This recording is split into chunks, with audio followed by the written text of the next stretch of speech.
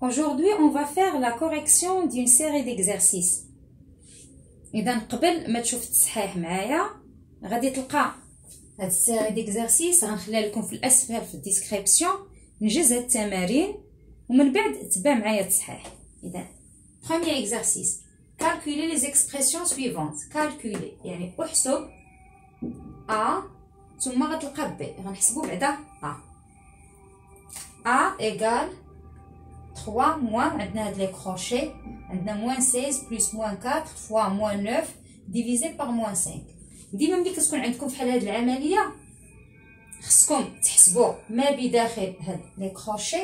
تنسبقوا دائما اللي لداخل هاد لي كروشي هاد المعقوفات تنسبقوا داكشي اللي لداخل تنحسبوا داكشي اللي في الاقواس عاد تندوزو اللي خارج هاد لي كروشي ودائما بالترتيب. اذا قلنا اللي داخل لي كروشي و لي بارونتيز الاقواس وتتسبق عمليات الضرب والقسمه تيسبقوا على عمليات زائد وناقص. دائما الضرب والقسمه تيسبق زائد وناقص. غادي تطبقوا هاد القواعد هنايا في هاد العمليه. اذا شنو قلت غادي نشوفوا هادو اللي داخل في لي كروشي. دونك 3 غادي نكتبها غير هي تبقى هي حتى من بعد عاد غادي نرجع نحسب. هنا ندير هاد لي كروشي بحال هكذا وغادي نحسب. عندنا هنا ناقص 16 زائد ناقص 4 في ناقص 9. شنو غادي نسبق؟ واش هاد العمليه ديال زائد ولا عمليه الضرب؟ دائما قلنا تسبق عمليه الضرب والقسمه داخل الاقواس قبل من عمليه الجمع والطرح.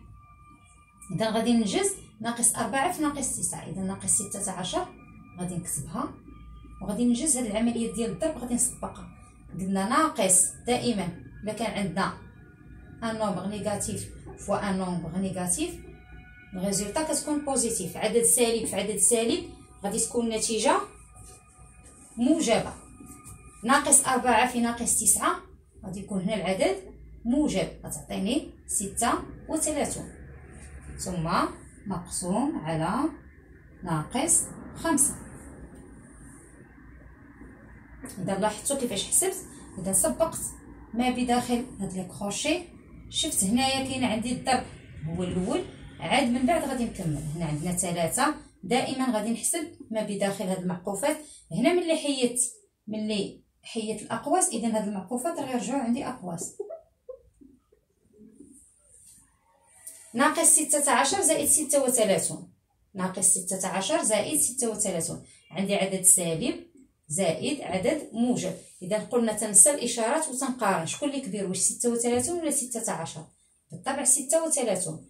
اذا 36 الاشاره هنا غتكون عندي عدد موجب وغناخذ العدد الكبير غادي نقسم من العدد الصغير. 36 ناقص 16 هي تساوي 20 ثم غيبقى عندي هنا مقسوم على ناقص 5. هنا عندي ناقص زائد هي ناقص 3 ناقص 20 مقسوم على ناقص 5. حيت قلنا زائد عدد موجب في عدد موجب كيعطيني عدد موجب للتذكير فقط. عدد سالب في عدد سالب غادي تكون النتيجه موجبه. وعدد كانت عندي اشاره موجبه في اشاره سالبه او عدد موجب في عدد سالب هنا الاشاره غتكون سالبه. اذا عندي ناقص مع زائد غتكون الاشاره سالبه. الان شنو تيبان لكم؟ عندي هنا اشاره ناقص وعندي هنا القسمه. شنو قلت؟ شنو تنسبق؟ واش غنسبق ناقص ولا القسمه؟ بالطبع غادي نسبق القسمه. اذا هنا غادي نكتب 3 غندير هنا ناقص وغنقسم 20 مقسوم على ناقص 5. شنو غتعطيني؟ عدد موجب مقسوم على عدد سالب هو عدد سالب. 20 على 5 هي 4. عندي 3 غادي نكتبها. عندي ناقص في ناقص راه هي زائد كما شرحت لكم قبيله في الاشارات. ناقص في ناقص هي زائد 4. الان عندي العمليه بسيطه. 3 زائد 4 تساوي 7. اذا a ايكال 7. هذه النتيجه اللي وصلنا لها a ايكال 7. اذا دائما تنجزو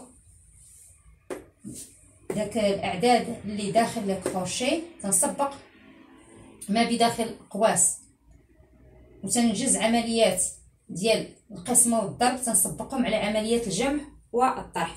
ثم ملي تنحيد هاد الاقواس وهاد لي كروشي تنبدا تنخدم. الا لقيت عمليات الطرح والجمع والضرب والقسمه تنسبق عمليات القسمه والضرب عاد ترجع. الان غادي ندوزو العمليه الثانيه، غادي نحسبوا بي. شنو تيبان لي هنا؟ كيبانوا لي العمليات كلهم داخل الاقواس، اذا غادي نخدم كل عمليه بوحديتها. نخدم ما بداخل الاقواس 3,5 موان 10. شنو تيبان لي هنا؟ عندي عدد صغير ناقص عدد كبير، اذا الاشاره غتكون سالبه. تندير اشاره ناقص وكناخذ الفرق بين العدد الكبير والعدد الصغير. 10 الا نقصت منها 3.5 غتعطيني هي 6.5. اذا 3.5 ناقص 10 هي ناقص 6.5. غندوز ما بداخل القوسين. ناقص 7 ناقص 1 راه بحال عندي هنا زائد ناقص 1. ناقص 7 زائد ناقص 1، المجموع ديال عددين سالبين. شنو هو عدد سالب. ثم 7 زائد 1 8 في ناقص 8 زائد 11. عندي عدد سالب زائد عدد موجب، اذا النتيجه غتكون موجبه. لماذا موجبه؟ لان دائما ملي يكون عندي عدد سالب زائد عدد موجب تنسى الاشارات وتنقارن شكون اللي كبير، واش 11 ولا 8.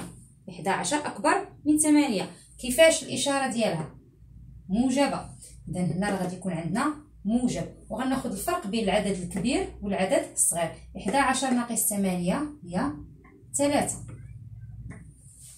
دابا الان شنو تيبان لكم؟ عندي عمليه الجمع وعندي عمليه الضرب. كما سبق وشرحت لكم كنسبق عمليه الضرب دائما والقسمه على عمليه الجمع والطرح. اذا غنخدم هذه العمليه ديال الضرب عاد غادي نكمل. ناقص 6.5 زائد وغادي نخدم ناقص 8 في زائد 3. عدد سالب في عدد موجب النتيجه كيفاش غتكون؟ سالبه.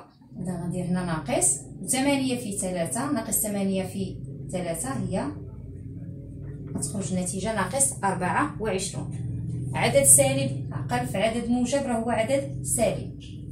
ثم الان عندنا ناقص 6.5 زائد ناقص 24.